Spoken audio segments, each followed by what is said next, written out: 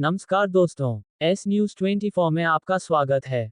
खुर्जा के नवल विहार पार्क में जनता के लिए ओपन जिम की व्यवस्था नहीं, लेकिन विधायक जी का बना हुआ है पार्क में कार्यालय। भारतीय किसान यूनियन भानु के राष्ट्रीय प्रवक्ता संजय भारद्वाज ने खुर्जा विधायक मीनाक्षी सिंह पर लगाए सार्वजनिक पार्क पर तथाकथित अवैध कब्जा करने के गंभीर आरोप। अपने पैतृक गांव भूतगढ़ी स्थित अपने कार्यालय पर प्रेस वार्ता के दौरान संजय भारद्वाज ने बताया कि खुर्जा विधानसभा क्षेत्र की भाजपा विधायक मीनाक्षी सिंह ने नवल विहार पार्क के बीचों बीच काफी समय से एक बड़ी झोपड़ी नुमा अपना कार्यालय बनाकर अवैध कब्जा कर रखा है, जिससे आम आदमी को पार्क में घूमने फिरने तथा खुली हवा में सांस लेने में परेशानी उठानी पड़ती है। उन्होंने कहा कि इसकी शिकायत उत्तर प्रदेश के मुख्यमंत्री योगी आदित्यनाथ को ज्ञापन भेजकर दे दी गई है। उन्हें भरोसा है कि बुलडोजर बाबा पार्क को शीघ्र कब्जा मुक्त कराने में मदद करेंगे।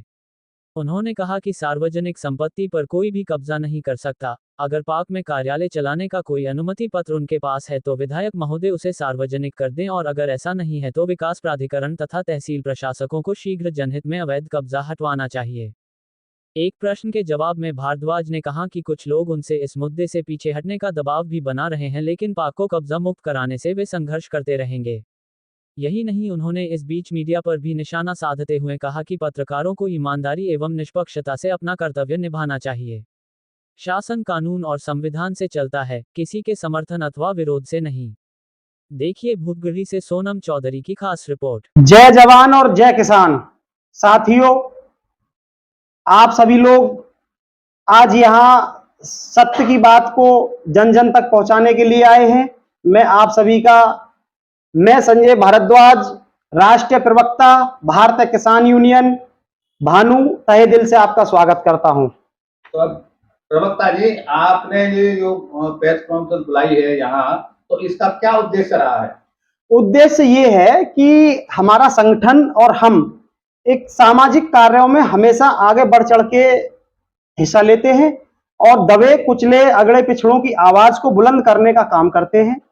लेकिन जो हमारी विधानसभा 70 की विधायक खुर्जा हैं मीनाक्षी जी, उन्होंने जनता के लिए जो पार्क है उसमें अवैध निर्माण कर अपना कार्यालय बना रखा है। तो हमारी लड़ाई उनसे चल रही है काफी लंबे समय से, जो कि ये जो कानून है उत्तर प्रदेश शहरी नियोजन और विकास अधिनियम 1973 की धारा 14 और 15 के तहत सार्वजनिक भूमि पर कोई भी व्यक्ति बिना विकास प्राधिकरण के लिखित अनुमति के बिना निर्माण नहीं कर सकता, लेकिन उन्होंने किया है। अगर उनके पास कोई अनुमति है तो वो लिखित अनुमति सार्वजनिक करें। और उत्तर प्रदेश नगर निगम अधिनियम 1959 की धारा 293 और 294 के तहत सार्वजनिक पार्क जनता के मनोरंजन और पर्यावरण संरक्षण के लिए है। इनका निजी उपयोग कार्यालय बनाने के लिए नहीं है। ये गैरकानूनी है और ये अवैध है। अगर गैरकानूनी है, अवैध है, तो वो वहां से उस पार्क को हटाएं, अन्यथा विकास प्राधिकरण इस पर कार्रवाई करेगा। हमने माननीय मुख्यमंत्री जी को चिट्ठी भेजी है और माननीय मुख्यमंत्री जी की जो सरकार है वो बहुत ही अच्छा कार्य करती है प्रदेश में और बुलडोजर सरकार के नाम से जानी जाती है। वो अगर ये गलत है तो मुझे विश्वास है कि बाबा का बुलडोजर आएगा और जनहित के लिए, समाज के लिए ये पार्क अपने मूल रूप में वापस बाबा जरूर भेजेंगे। तो अभी एक वीडियो देखी थी जिसमें कुछ पत्रकार वहां थे, मौजूद थे, और जो वहां की जनता थी, तो उन्होंने ये दिखाया है उसमें कि यहाँ कोई किसी भी तरह का अतिक्रमण नहीं है। तो उसके लिए क्या कहोगे, उसके बारे में क्या कहना चाहोगे? देखो, इस तरह की जो पत्रकारिता है ये बिल्कुल गलत है कि अगर आप गलत बात करेंगे, पत्रकारिता की मर्यादा को तार तार कर रहे हैं ये लोग। प्रेस काउंसिल ऑफ इंडिया के दिशा निर्देश 2020 के तहत पत्रकारों को निष्पक्ष और सत्यनिष्ठ होना चाहिए, न कि विधायक का चापलूस। उनकी शिकायतकर्ताओं पर कार्रवाई की जो मांग है जनता की आवाज को दबाने की साजिश है। अगर इस तरीका से ये प्रेस काउंसिल ऑफ इंडिया और डीएम साहब ये दोनों इसमें जांच करें तो ये निश्चित ही इनके खिलाफ कार्रवाई होगी। और इस तरह की प्रेस वार्ता नहीं होनी चाहिए। जो हमारे चौथा स्तंभ है हमारे हिंदुस्तान का, वो आप लोग हैं। अगर आप लोग ही गुमराह करके गलत तथ्यों को जनता के सामने पेश करेंगे तो किससे आप सच्चाई की उम्मीद रखोगे? ये गलत है। तो उसमें ये दर्शाया गया है कि जो पार्क है किसी तरह का अतिक्रमण नहीं है, वहां सब लोग टहल रहे हैं, सबके लिए खेलने की व्यवस्था है बच्चों के लिए। तो इसके बारे में आपने ये देखा है वहाँ क्या कैसी व्यवस्था बनी हुई है? देखो, मैं आपको सही बात बताता हूं कि वहां मात्र 3 लोग आए थे जो जिन्होंने अपनी बाइट दी है। नंबर 1 मुनेंद्र चौधरी हैं। जो मुनेंद्र चौधरी हैं, उन्होंने अपना आवास विधायक जी को किराए पे दिया है कार्यालय बनाने के लिए। और दूसरे जो व्यक्ति थे वो कोमल शर्मा थे, जिन्होंने अपना आवास किराए पे दिया है विधायक जी को, जिसमें विधायक जी की कारें गाड़ियां खड़ी होती हैं। जो तीसरे जो महिला बोल रही थी विमलेश शर्मा जी, वो कमलेश जी के घर में किराए पे रहते हैं। तो विधायक जी के 3 घर वहां हैं और 3 ही लोगों ने वहां बाइट दी है। बाकी उस कॉलोनी के सभी लोग हमारे साथ हैं, मजबूती से साथ हैं, और वो अपनी आवाज को बुलंद करने का काम कर रहे हैं। आप उनके बच्चों से बात करिए, बच्चों को डरा के भगा दिया जाता है वहां से। आप स्थानीय लोगों से जाके घर में जाके बात करिए।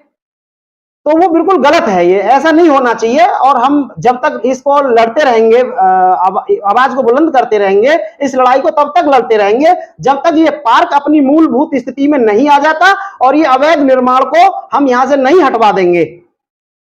जब वहां के स्थानीय लोगों को किसी प्रकार की कोई आपत्ति नहीं है, तो आपको आपत्ति क्यों? हमें आपत्ति इसलिए है कि हम एक सामाजिक कार्यकर्ता हैं। समाज की बात को सरकार तक पहुंचाने का काम हमारा है। स्थानीय लोग लगभग उसमें 13 घर हैं, 3 घर विधायक जी के हैं और 6 परिवार हमारे साथ खड़े हैं। 6 परिवार हमारे साथ खड़े हैं, मजबूती से खड़े हैं। और वो आप उनसे जाके पूछेंगे तो वो अपनी बात रखेंगे, कहेंगे कि हाँ, हमें परेशानी होती है, हमें यहाँ टहलने नहीं दिया जाता है, हमारे बच्चों को खेलने नहीं दिया जाता है। आप कैसे प्रूव करेंगे उस बात को? वो गवाही देंगे, आप उनसे जाके बात करिएगा।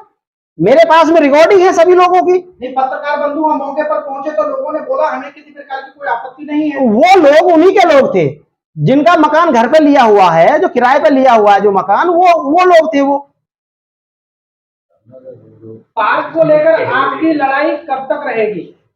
पार्क को लेके हमारी जो लड़ाई है वो तब तक रहेगी जब तक हम बिल्कुल इस पार्क को कब्जा मुक्त नहीं करा देंगे।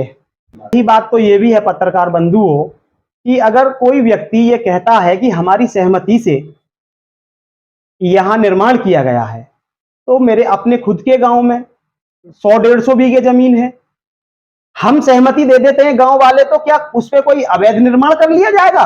ये गलत है, ये कानून का उल्लंघन है, इसमें प्राधिकरण कार्रवाई करेगा।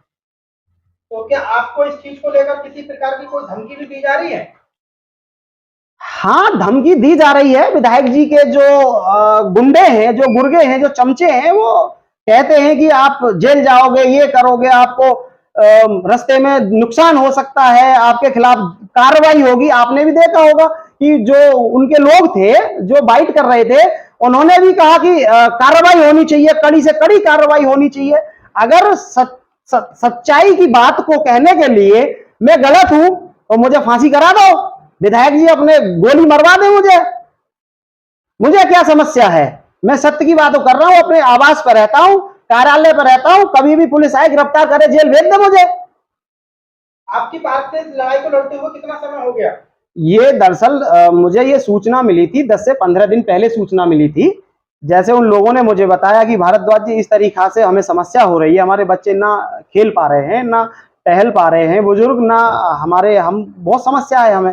तो मैंने माननीय मुख्यमंत्री जी को ये पत्र भेजा है और मुझे उनसे पूरी अपेक्षा है, क्योंकि उनकी जो सरकार है वो बिल्कुल अच्छी सरकार है, किसानों की मदद करने का काम करती है। और भूमाफियाओं के खिलाफ तो बिल्कुल वो है कि भूमाफियाओं के खिलाफ तो आपने देखा होगा कि कितने भूमाफियाओं को मिट्टी में मिला दिया बाबा ने। तो क्या बाबा ये इस चीज को नहीं कर पाएंगे? अवश्य करेंगे। आपके संगठन के द्वारा मुख्यमंत्री जी को जो लेटर भेजा गया, तो किसी प्रकार की कोई उस पर अभी सुनवाई हुई या नहीं हुई? हाँ, सुनवाई चल रही है। हमारे माननीय मुख्यमंत्री जी के कार्यालय से जो पत्र आया है, खुर्जा तहसीलदार, एसडीएम साहब और नायब तहसीलदार इसमें एक टीम बना के इसकी जांच कर रहे हैं। वो पत्रावली तैयार कर रहे हैं कि क्या विधायक जी का ये अवैध कब्जा है या नहीं है।